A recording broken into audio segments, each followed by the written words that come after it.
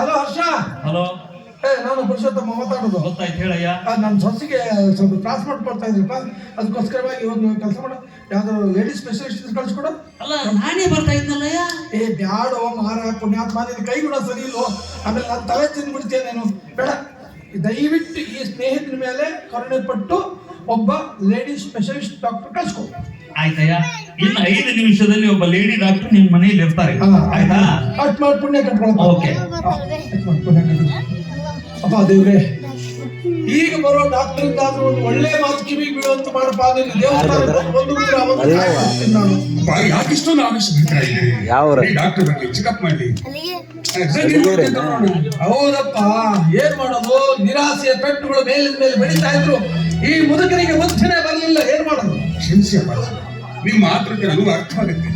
ಆದ್ರೆ ನಿಮ್ಮ ನಿರೀಕ್ಷೆ ಸುಳ್ಳಾದಾಗ ನೀವು ಪಡುವ ನಿರಾಸೆಯನ್ನು ಖಂಡಿತ ಸಹಿಸಿಕೊಳ್ಳಕ್ಕೆ ಆಗುತ್ತಿಲ್ಲ. ಆದೇಶ, ಮೊಮ್ಮಕ್ಕಳನ್ನು ಕಾಣಬೇಕು ಅನ್ನೋ ಆತುರ, ಉತ್ಸುಕತೆ ಎಷ್ಟಿದೆ ಅನ್ನೋದು ಈ ವಯಸ್ಸಿನಲ್ಲಿ ನಿನಗೆ ಹೇಗೂ ಅರ್ಥ ಆಗ್ಬೇಕು.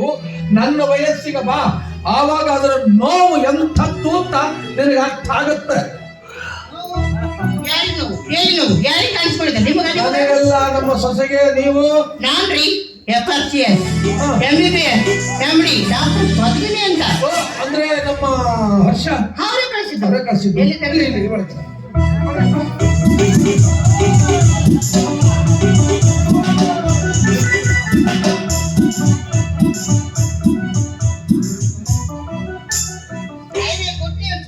ನಿಮ್ ಸೊಸೆ ಈಗ 3 ತಿಂಗಳು ಪ್ರೆಗ್ನೆಂಟು.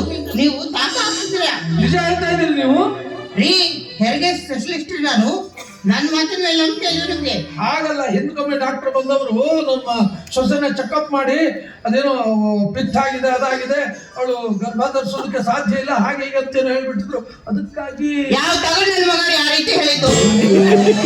ನಿಮ್ ಸೊಸೆ ತುಂಬಾ ಹೆಲ್ದಿ ಆಗಿದ್ದಾರೆ. ಒಂದಲ್ಲ 10 ಮಕ್ಕಳನ್ನ ಹೇಳೋ ಶಕ್ತಿ ಅವ್ಳು ಗರ್ಭಕೋಶಕ್ಕಿದೆ ರೀ. ಅಂದ್ರೆ ನೀವು ಸರಿಯಾಗಿ ಚೆಕಪ್ ಮಾಡಿದ್ರಿ ತಾನೇ? ರೀ ರಾಯರೇ, ನಿಮ್ ಸೊಸೆಗೆ ಈಗ 3 ತಿಂಗಳು. ಇನ್ನು 6 ತಿಂಗಳಲ್ಲಿ ನಿಮ್ ಸೊಸೆ ಮೊಮ್ಮಗನ ಹೆತ್ತು ನಿಮ್ ಕೈ ಕೊಡ್ಲಿಲ್ಲ ಅಂದ್ರೆ ನಾನು ಈ ಡಾಕ್ಟರ್ ಡ್ಯೂಟಿ ಬಿಟ್ಟು ಬಸ್ ಸ್ಟ್ಯಾಂಡ್ ಸರ್ಕಲ್ ನಲ್ಲಿ ಎಗ್ ರೈಸ್ ಮಾಡಿ ಜೀವನ ಮಾಡ್ತೀನಿ. ನಿಮ್ಮಂತ ದೊಡ್ಡ ಡಾಕ್ಟರ್ ಬಾಯಿಂದ ಈ ತರದ ಮಾತುಗಳು ಬರಬಾರ್ದು. ತಪ್ಪು ಮಾಡಿಬಿಟ್ಟೆ.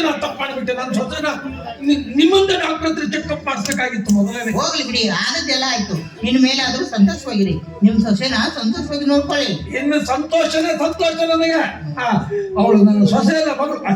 ಈ ಸಂತೋಷದ ವಿಷಯ ಹೇಳಿದ ನಿಮಗೆ ನನ್ನಿಂದ ಒಂದು ಕಿರು ಕಾಣಿಕೆ. ಇದೆಲ್ಲ ಯಾಕೆ ಬೇಡ? ನನ್ನ ಸಂತೋಷಕ್ಕಾಗಿ ಇದು.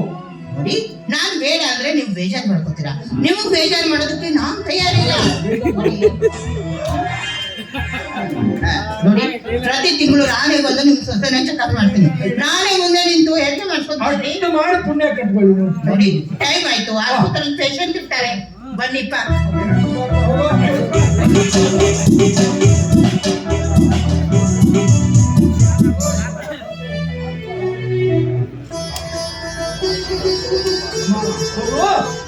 ಅಂತೂ ನಿನ್ನ ಮಾವನಿಗೆ ಕೊಟ್ಟ ಮಾತನ್ನ ನೀನು ಉಳಿಸ್ಕೊಟ್ಬಿಟ್ಟೆ. ನನ್ನ ಜನ್ಮ ಸಾರ್ಥಕ ಆಗೋಯ್ತು. ನಿನ್ನೆ ದೇವರ ಪರೀಕ್ಷೆ. ಇಷ್ಟು ಇಲ್ಲಿಗೆ ಬಂದಿದ್ದೀವಿ. ನಿಮ್ಮ ಪ್ರೀತಿ ವಿಶ್ವಾಸವನ್ನ ಉಳಿಸ್ಕೊಂಡೆ. ಅವತ್ತೇನು ನಾನು ಆವೇಶದಲ್ಲಿ ನಿನಗೆ ಕೆಟ್ಟದಾಗಿ ಮಾತನಾಡ್ಬಿಟ್ಟಮ್ಮ. ನಾನು ಕ್ಷಮಿಸ್ತೀಯ ತಾಯಿ? ನೀವು ಹಿರಿಯರು, ನೀವು ನನ್ನಲ್ಲಿ ಕ್ಷಮೆ ಕೇಳಬೇಕು. ನನ್ನಿಂದ ಏನಾದ್ರು ಬೇಜಾರಾಗಿದ್ರಿ ನೀವೇ ನನ್ನ ಕ್ಷಮಿಸಿ ಆಶೀರ್ವಾದ. ಸೌಭಾಗ್ಯವತಿ ಆದ 3 ಕಾಲ ಬಾಳಮ್ಮ. 3 ಕಾಲ ನೋಡಮ್ಮ. ನಿನಗೆ ಚೊಚ್ಚಲು ಗರ್ಭಿಣಿ, ನಿನಗೇನಾದ್ರೂ ಆಸೆ ಆಕಾಂಕ್ಷೆ ಇದ್ರೆ ನನಗೆ ಹೇಳ್ಬೇಕು. ಅದನ್ನೆಲ್ಲ ಪೂರ್ಣಿಸು ನನ್ನ ಕರ್ತವ್ಯ, ಆಯ್ತಾ? ಖಂಡಿತ ಮಾವ. ನನಗೆ ನಿಮ್ಮನ್ನು ಬಿಟ್ಟು ಬೇರೆ ಇನ್ಯಾರಿದ್ದಾರೆ? ಏನೇ ಕೇಳಿದ್ರು ತಂದೆ ಸ್ಥಾನದಲ್ಲಿರು ನಿಮ್ಮನ್ನೇ ಕೇಳಬೇಕಲ್ವೇ? ಸರಿ, ಇಷ್ಟೊತ್ತಾದ್ರೂ ನೀವು ಟಿಫನ್ ಮಾಡಿಲ್ಲ. ಬನ್ನಿ ಟಿಫನ್ ಮಾಡಿಲ್ಲ. ಇವತ್ತು ಈ ಸಂತೋಷ ಸುದ್ದಿ ಕೇಳಿದ್ರೆ ಹಸಿವೆ ಹೆಂಗೆ ಹೋಗಿದೆ ಅಲ್ಲಮ್ಮ. ಇವತ್ತು ನಿನ್ನ ಮುಂದೆ ಕುಳಿತು ಚೆನ್ನಾಗಿ ಟಿಫನ್ ಮಾಡಿಬಿಡ್ತೀನಿ.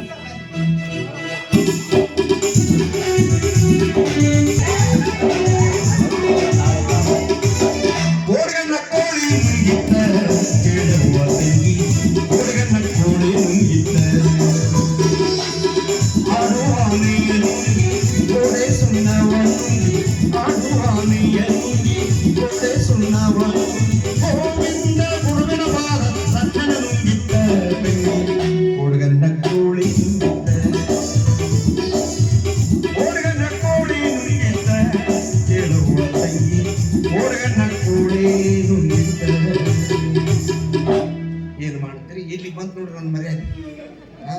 ನಾನೇನೋ ಸ್ವಾದ್ರ ಹಳೆ ಅಂತೇಳಿ ಸ್ವಲ್ಪ ಸಡ್ಲು ಕೊಟ್ಟು ನೋಡ್ರಿ, ಆದ್ರೆ ಆ ಮಗ ನನ್ನ ಕೈಯ ಮೊಮ್ಮಗಳನ್ನ ಕೊಡಕ್ಕೆ ತಯಾರಾಗಿದ್ದ.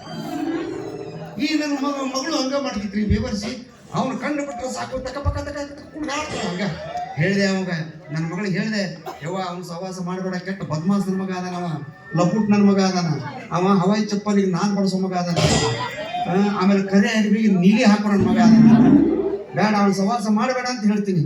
ಆದ್ರೆ ಕಿವ್ಯಾಗ ಹಾಕೊಳ್ಳಿ ನನ್ನ ಮಾತನ್ನ. ಬದುಕಬಾರ್ದ್ರಪ್ಪ, ಮರ್ಯಾದೆ ಕಳ್ಕೊಂಡು ಈ ಊರಿಗೆ ಹೆಂಗ್ ಬದುಕ ಮುಖ ತೋರಿಸ್ಲೋ.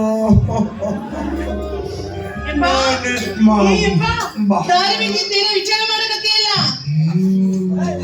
ಏನು ವಿಚಾರ ಇಲ್ಲ. ನಾಳೆ ಇಡೀ ಊರಿಗೆ ಸ್ವೀಟ್ ಹಂಚ್ಬೇಕಲ್ಲ, ಹಿಡಿಯತ್ತಲ್ಲೋ ಹಿಂಗ್ ಜಿಲೇಬಿ ತರ್ಲು. ಏನ್ ಮಾಡ್ಲಿ? ಎರಡು ಕೂಡಿ ಹಂಚ್ಬಿಡಿಪ್ಪ. ಏನ್ ಅವಳಿಗೆ ಹೇಳಿದ ಮಾಡಿ ಎಷ್ಟೋ ಮಂದಿ ಹೆಣ್ಮಕ್ಳು ಮದುವೆಗೆ 10 ವರ್ಷ ಆದ್ರೂ ಮಕ್ಕಳಾಗಿಲ್ಲ. ನಾವು ಮದುವೆಗಿಂತ ಮುಂಚೆಗೆ ಮಕ್ಕಳಾಗತ್ತೇವು, ಅದು ನೋಡಿ ಖುಷಿ ಪಡ ಅಪ್ಪ, ಖುಷಿ ಪಡು. ಮದುವೆಗಿಂತ ಮುಂಚಿತವಾಗಿ ಮಕ್ಕಳು ಹಡಿಯಾಕತ್ತೀನಿ, ಅದನ್ನ ನೋಡಿ ಸಂತೋಷ ಮಾಡ್ಲ. ಕೌಲಿರುತ್ತೆ ಜಜ್ಜಿಕೊಂಡು ಸತ್ತು ಹೋಗ್ತೀನಂತಾಗ ಏನ್ ಹುಟ್ಟಿ ಬಿಟ್ಟವ ನಿಮ್ಮ ಅಪ್ಪನ ಮರ್ಯಾದೆ ಕಳೆಯಕಂತೀನಿ. ನಿನ್ನ ಮರ್ಯಾದೆ ಉಳ್ಬೇಕಂದ್ರ ಮಾವನ್ ಜೋಡಿ ನನ್ನ ಮದ್ವಿ ಮಾಡಿದೆ ಚಲೋ, ಇಲ್ಲಾಂದ್ರೆ ಮದ್ವೆ ಅಂದ್ರದಾಗ ಕೂಸನ ಬಗಲ ಎತ್ಕೊಂಡು ತಾಳಿ ಕಟ್ಕೋಬೇಕಾಗತ್ತ ನೋಡು. ಒಟ್ಟಿಗೆ ಹಠಕ್ಕೆ ಬಿದ್ದು ಅವನ್ನ ಮಾಡ್ಕೋಬೇಕು ಅಂತ ತಯಾರಾಗಿ. ಇಪ್ಪ ಮಾವನ್ ಏನು ಕಡಿಮೆ ಆಗತ್ತ ನೀ ಬ್ಯಾಡಾಗತ್ತಿ. ಅವು ಏನು ಕಮ್ಮಿ ಆಗಿಲ್ಲವ, ನಮ್ಮ ತಂಗಿ ಮಗ ಅಲ್ಲ. ಅವತ್ತು ನೋಡಿದ್ರೆ JCB 8 ಕೋಟಿ